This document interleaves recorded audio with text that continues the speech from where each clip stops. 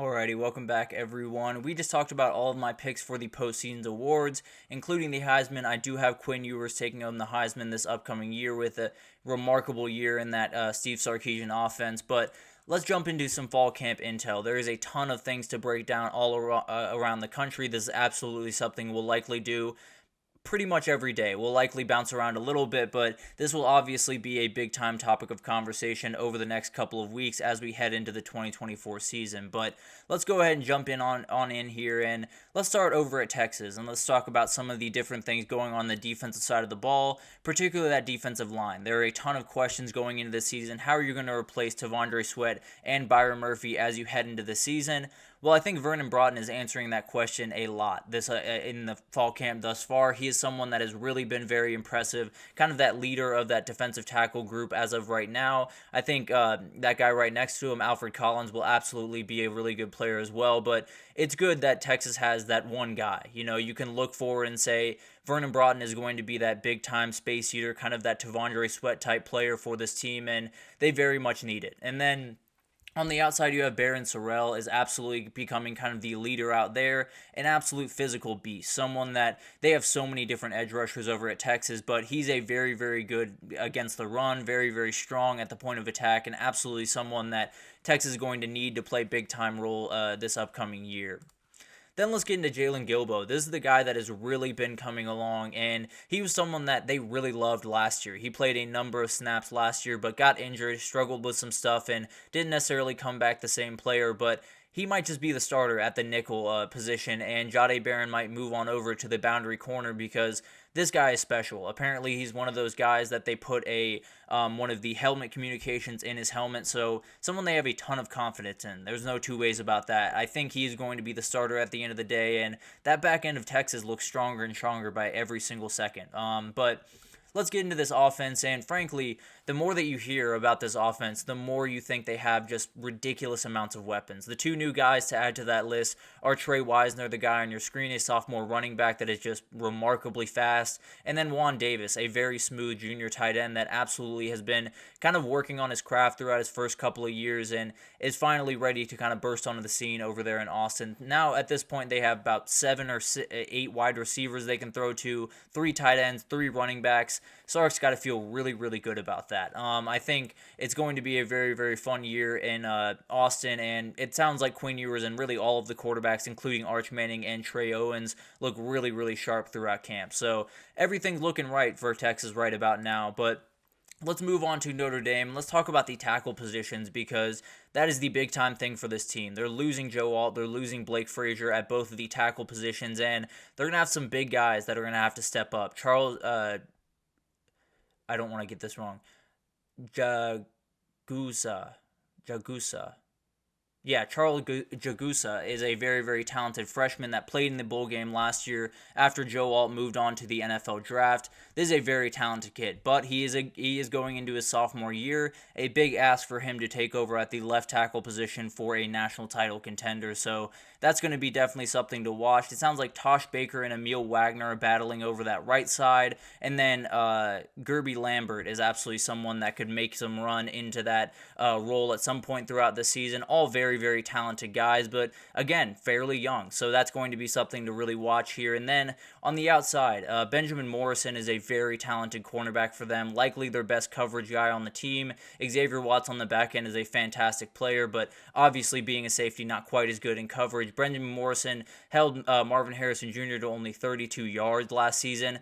Well, it sounds like he's out right now with an injury. He's been out for quite some time, but he still hasn't worked his way back. And it sounds like it's going to be relatively close to that A&M game when he finally does come back. And that adds a little bit of a question into that game where you might just need him to play a big-time game against some of those big-time wide receivers at A&M. So it'll be really interesting to watch that develop. If he gets available pretty soon, I feel pretty confident in this team. If he doesn't, then it could be a dangerous start to the season. It sounds like Riley Leonard looks pretty strong early on in fall camp and absolutely will be ready to go week 1. He had some injury troubles throughout spring, but it sounds like he'll be ready to roll when week 1 rolls around. But Alabama is another team that we're watching very closely, a massive camp for this team. So many different things going all over the place with a ton of different changes, but it sounds like that running back room makes them feel really, really good. They have a little bit of continuity there with Robert Gillespie sticking around. You have Justice Haynes, Jamarian Miller back, and both those guys I think are going to be really remarkable this year. Justice Haynes is someone that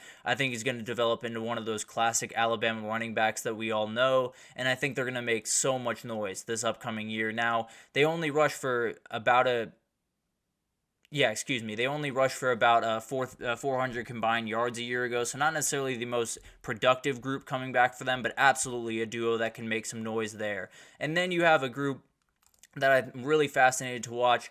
Obviously, you talk about Jalen Milroe. I've talked about this a number of times. I think he's the most impactful player in the entire conference when you look at the SEC, and could be a guy that definitely makes some noise this upcoming year. And then a little side note, Kane Womack wearing an entire full sweatsuit to practice is an total defensive coordinator move, and I absolutely love that. He's sweating through everything, but that's obviously going to be an interesting thing to watch. That camp is probably one of the most impactful across the country. And then you go over to Florida State, and it sounds like DJU looks really confident in this offense. There have been some kind of wavering reports throughout the days, which is frankly what I was worried about, which is, the inconsistency that he's played with over the last couple of years. I think there's that top end ability that is really, really talented. There is that ability that he can open up an offense and do some really remarkable things. He showed it a couple of times throughout his career, but I think when you look at, the big time thing for him, it's doing that consistently, doing that on a week-to-week basis. And from what we heard from fall camp, it's not necessarily a finished product at this point. He started really hot. It sounded like yesterday was a very rough day for him and overall the offense in general. So it's definitely one of those things that we'll be watching throughout fall camp. The other thing that is really interesting with this team is Malik Benson is making some run really, really quickly. He's becoming the top wide receiver on this roster, and they kind of need him to be. I think Hakeem Williams is absolutely going to be a really good player for them, but I think this dude is going to be their go-to guy, and frankly, he kind of needs to be for DJ to be successful this upcoming year. That's why they brought him in from Alabama. And then you look at the O-line and running backs; they look really solid this upcoming year. So if DJ isn't quite as solid as you want him to be, you can lean on Roydell Williams, you can lean on Keziah Holmes, and you can make some of those plays on the ground that you might not be able to make through the air. And then the defense looks about as dominant as you would expect if you're a Florida State fan. Patrick Payton is showing off his elite ability throughout camp, and no one needed him to show that, but he's going to show it all the same. He's a very talented player and absolutely someone that will have plenty to say about this upcoming season for Florida State. And then Ohio State is a very interesting team. They only started camp yesterday, so not necessarily a ton to unpack here, but there's a little bit, that's for sure. The quarterback position is the one that everyone's watching.